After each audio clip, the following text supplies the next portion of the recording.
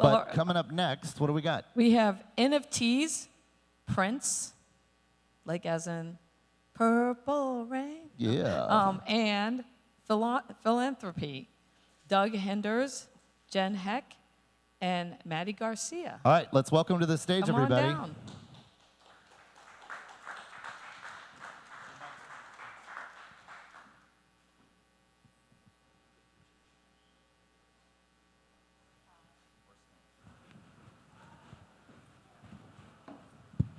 Hi, you guys. Sorry, Mayte couldn't be here because of a scheduling conflict. So, but let me give you a little bit of information. I'm Jen Heck. I'm a producer and a director, and we're making a film called Way Back Home about Prince and his philanthropic work, which he did a lot of philanthropic work going back to really the very beginning, which Doug was there for the very beginning, and he kept it a secret. He did everything from funding all people who were struggling with health issues. He funded schools. He funded GoFundMes anonymously for people whose houses burned down. And Van Jones, who's one of my partners on the film, has said that probably 90% of what he did will never be known because he did it so secretly and he would not let anybody talk about it. But we're making this film and sort of getting into some of that and throughout the generations of his work and how that kind of changed. And as an artist, I've always, also been doing NFT stuff, and I wanted to think of a way that we could incorporate NFTs into this particular project. And it's not going to be distributed as an NFT or anything, but we did figure out a way to sort of honor the legacy of the work that he did by both bringing in one of his artists and also raising money for the one public foundation he had, which is Love for One Another, which Mayte ran. Sorry, people only call me when I'm on stage. It's happened both times today. Anyway, I want to introduce Doug Henders, and this is an album cover that he did called Around the World in a Day. It was from 1985. It was the follow-up to Purple Rain, which Doug also did artwork for Purple Rain and did all the tours, and he can tell you a little bit more about that. But this is an album cover that has a lot of mystery around it. People want to know, what does the airplane mean? What does this mean? Do you guys know who Prince is, by the way? I feel like I'm not really. Okay.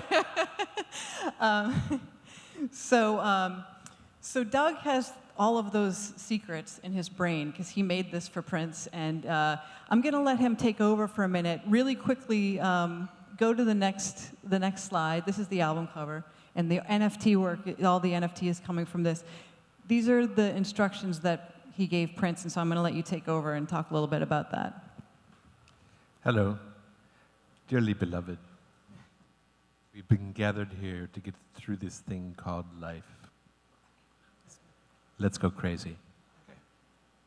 So tell us a little bit about how this came about, and I'm going to talk about what the NFTs actually are, but I just want to give a quick overview of how this album cover came about without saying too much, because some of this is unlocked in the actual NFTs. So, I was on the Purple Rain tour after working on the film, and I decorated the stage and I videotaped every concert. And we played 30 cities and over a year's period of time. I think we did 110 concerts.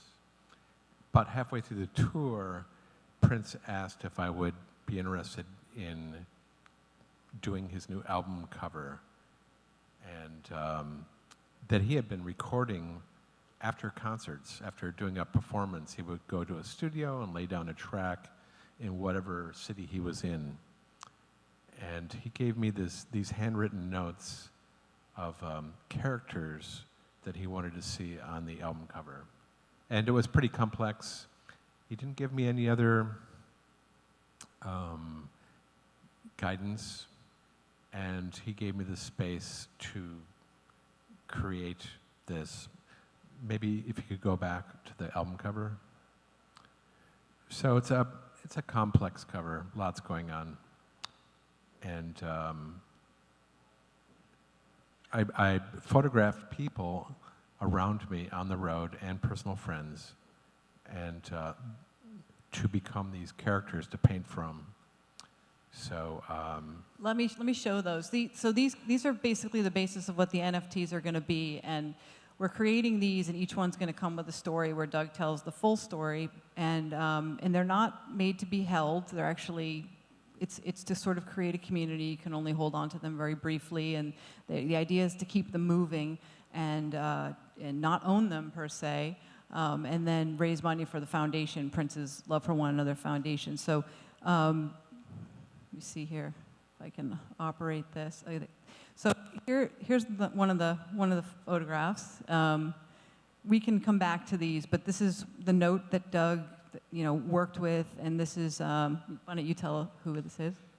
This was Prince's one of his closest friends and his personal bodyguard, who is an ex-WWF wrestler. His name was Chick. Weighed about 260 pounds.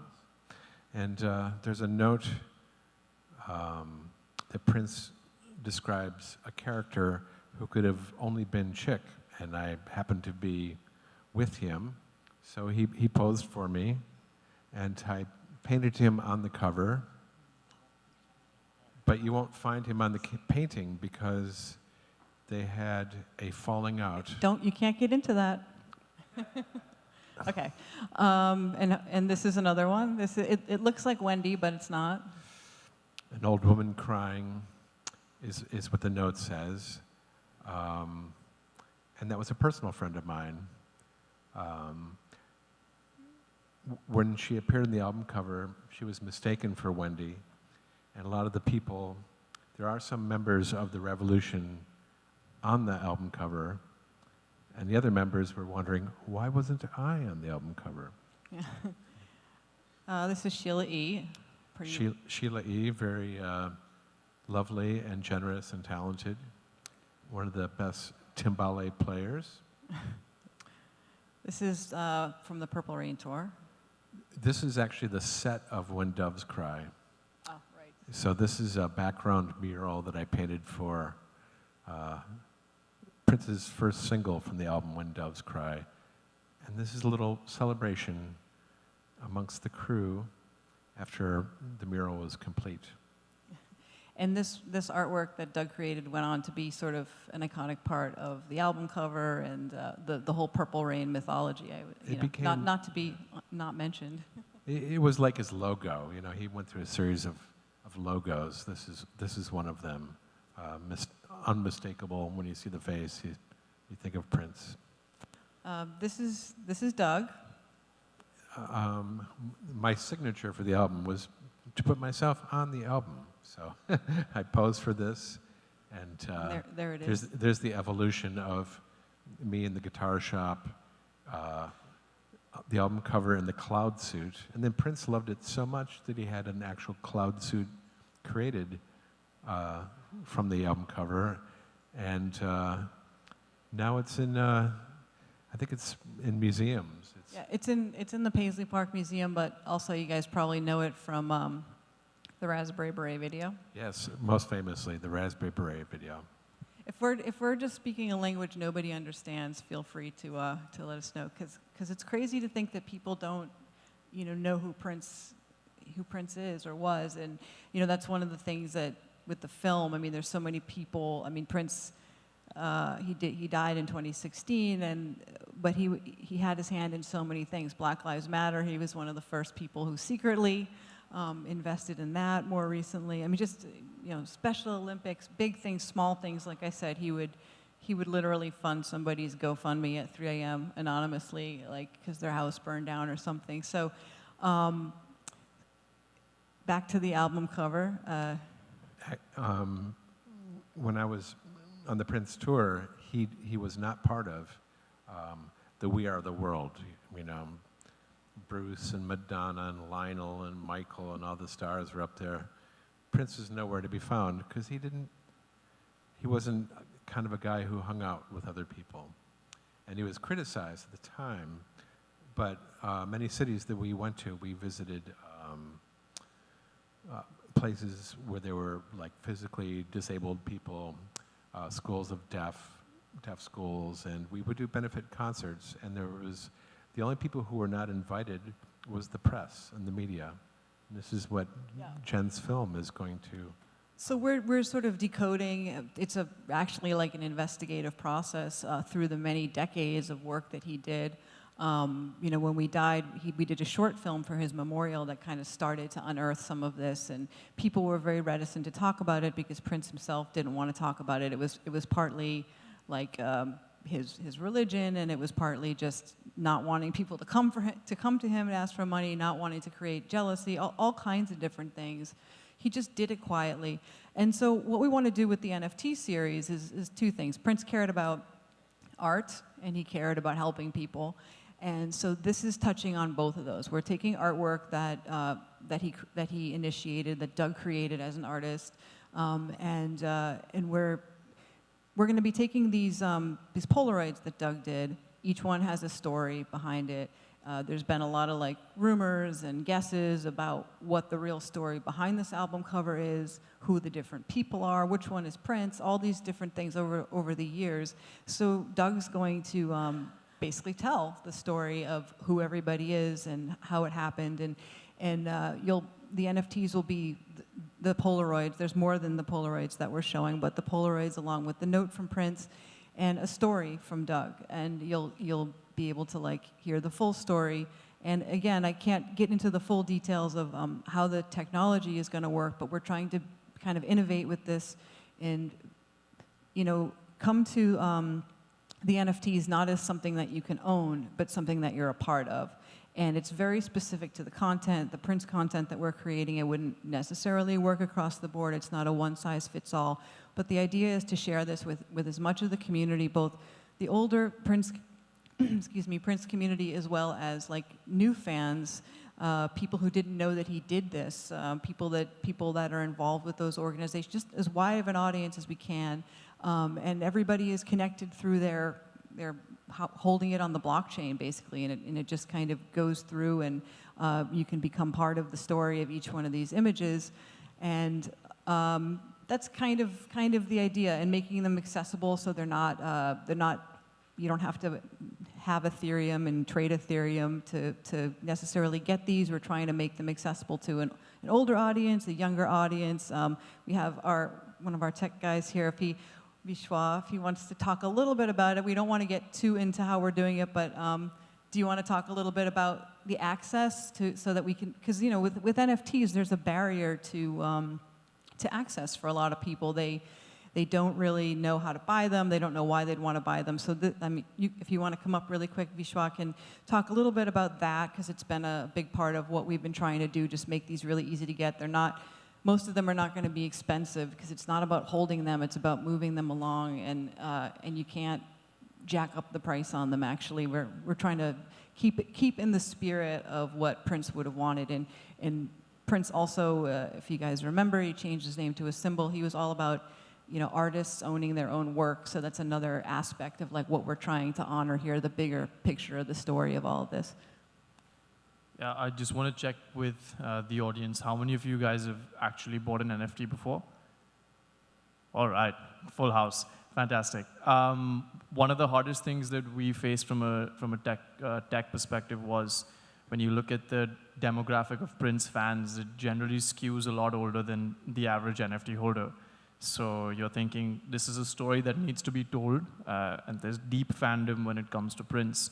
The technology definitely has value because, you know, Web 2 is about, you know, read, write, and Web 3 is read, write, and participate. That's how I like to phrase it. People like to call it ownership. I like to say participation. But it was hard for us to figure out, okay, if we have the existing flow, then it's going to be limited to the 500,000 people that already have NFTs today. So I'm going to talk about the access part because I can without talking about the NFT part. What we did from an access perspective is any first-time non-crypto native user that's a Prince fan can actually own and access a Prince NFT by scanning a QR code, which I think everybody has seen the QR codes with NFTs in some way or capacity. But more importantly, you create a username, which is just like a hashtag username. So let's say it's hashtag, hey, it's Jen. Username, password, and in the back end, we generate like 100 different blockchain wallets. So you never have to log in with MetaMask or Phantom or any of those different things for different blockchains again. You just have one universal identity. And the goal for us was to create a passport for Web3, because I don't think, I guess we're in that regenerative phase with Web3 now, where so much has been talked about the technology and so little about the use cases. And so now it's time for technology to power use cases, and I think entertainment, fans, and the creator economy is something that is super compelling. So we're excited to test this out, bring it to a new audience, really, really scale the velocity of NFTs and the technology in general, without having to make it as complex as it has historically been to own one. So that's the intention with what we're doing, and super excited to have built this out, and hopefully all of you in this room can get to access it at a time pretty soon. Yeah, hopefully they'll be coming out this summer, and we're going into production in the movie in the fall, with official production. Prince himself was, an innovator. You guys might remember or not, in the '90s when he did what was almost like an early shot at the metaverse with this interactive CD-ROM where you could walk around Paisley Park and touch guitars and mess with the board and everything. We're always trying to honor his legacy. He died unexpectedly and way too soon, probably, and you can't really guess what he would think about anything. But he certainly was always trying to do things differently, whether it was how he distributed his music or how he always wanted to put other artists out there. I mean, Doug knew him much, very intimately, so you guys might have questions for him that are more interesting than me philosophizing about what we're trying to do. But we are trying to honor that legacy. That's what we have been left with. And, how can we innovate and how can we do good, I do want to see if anybody has questions, or maybe people want gossip, I don't know. But let me open it up to questions, and then we can lead the discussion in that way if anybody has any questions. No, nobody? Yeah?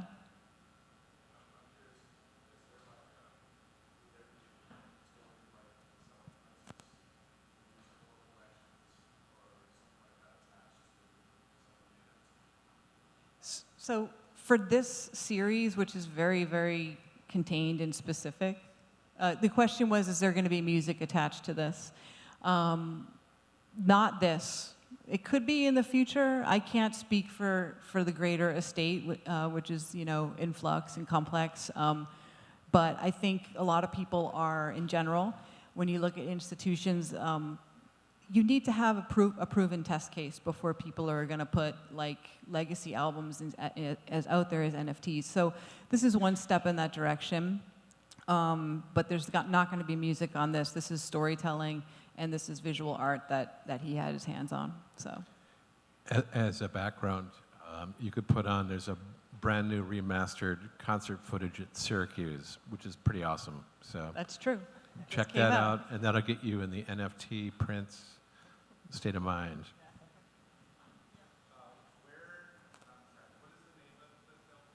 So I have a slide for that. This is the film, Way Back Home.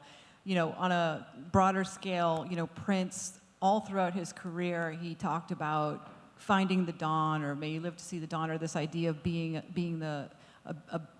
the fully evolved version of yourself. And Way Back Home is the name of a song off of a 2014 album, but it's about this same idea. And I think I cannot speak for Prince, but he was always seemed to be fighting between, the sinner and the saint sides of him. He was a Gemini.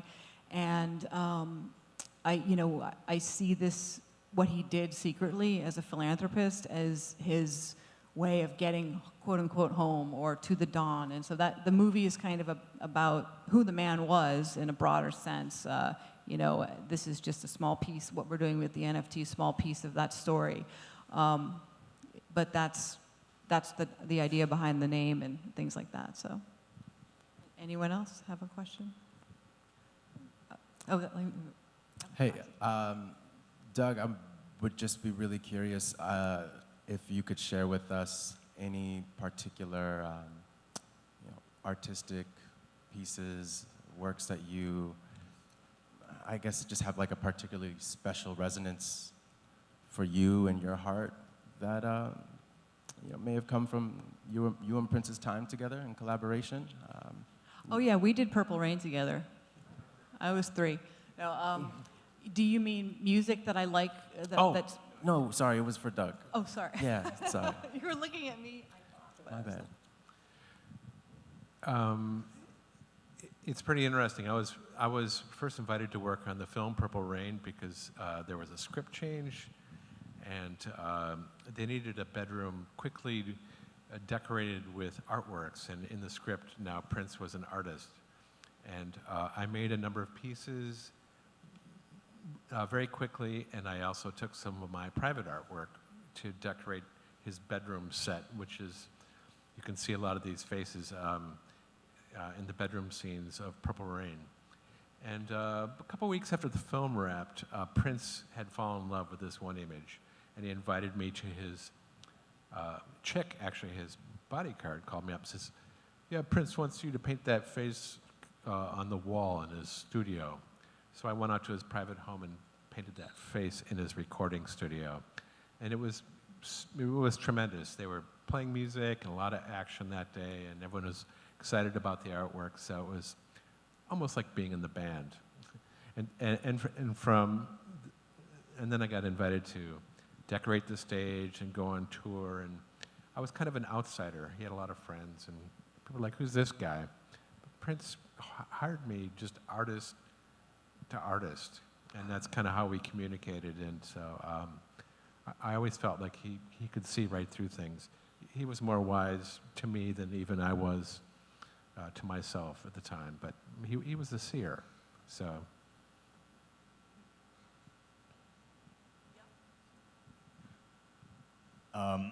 I'm curious, as artists with a deep history before NFTs and this whole kind of movement came about, what are the sort of new projects or other NFT projects that, or pieces that you look at and admire or think are very exciting? Yeah, this question comes up a lot. I was on another panel where we were talking about how films can use NFTs. And for me, the best answer I can give you is we're still in a discovery phase. I mean, there's so much potential and people can feel the potential. But to get there is a collaboration not only of artists and people who create content, but also people who can make things work. Like Vishwa, you go to him and say, I have an idea. I want to do this on a top level. I want to have as many people get this, and I don't want them to hold it. And we collaborate, and that's how we come up with what it can be. I have not yet heard, and I've talked a lot about this, of a slam dunk for film itself. But I think there's a lot of people out there waiting to jump on it when it comes, and it's just, we're all clawing through the dirt trying to find the path. This is a path that came to me for this particular project. It's very specific to this project. We're working with a legacy artist and his fan base, but that's how we're going to find it. And like I said earlier in a panel, it's like the wheel. All good design looks easy. When somebody figures it out, and there's more than one it, everyone's going to be like, of course. But humanity went through generations with no wheel, so we have to find the wheel still. This might be one wheel of a 100 wheel bus, but that's what we're trying to do. I think just to add to that very quickly, because we're coming towards the end of the panel, what's actually really interesting right now is the other side of the question, which is as traditional producers of content, directors of content, which NFT projects do you think are viable enough to make into TV shows or comic books or movies? We're seeing a lot of that happen now, because what you're seeing is a strong community that's been behind PFPs. PFPs need to go somewhere beyond that, and now we're starting to see PFPs that are going to have their own TV shows, they're going to have their own movies, comic books. So it works on both sides, and it's a pretty exciting space to be. We don't know, like Jen said, which ones are really going to be the ones to look out for, but I think it's a space worth looking at long term. I think our time is up. Any final thoughts? You have a quick question? We don't have time for no another time. question, unfortunately. We have such a tight time, but thank you all for being here. This is definitely one to watch and track. I'm super interested and I appreciate you all being here for sure. Let's give them a big hand.